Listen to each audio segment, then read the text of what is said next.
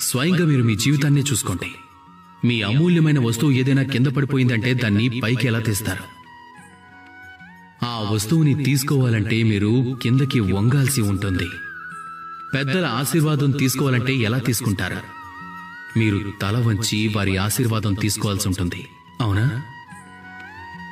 మీరేదైనా మార్గంలో వెళ్తున్నారే అనుకోండి, అప్పుడు మీరు సరైన మార్గంలో వెళ్తున్నారా లేదా అని చూసుకోవాలి.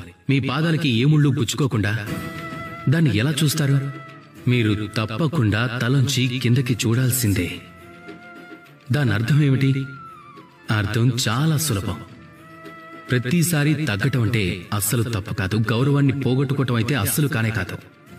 పరిస్థితికి అనుగుణంగా అవసరమైన చోట మీరు తగ్గడం నేర్చుకుంటే అప్పుడు మీరు ఎన్నో పొందగలరు.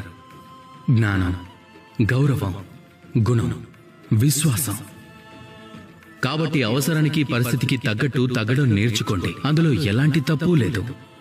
ఆత్మగౌరవం తప్పకుండా ఉండి తీరాలి, కానీ అది అహంకారంగా ఎప్పుడూ మారకూడదు. ఈ మాటని ప్రత్యేకంగా గుర్తుపెట్టుకోండి. అలాగే నాతో పాటు ప్రేమగా చెప్పండి, రాధా కృష్ణ.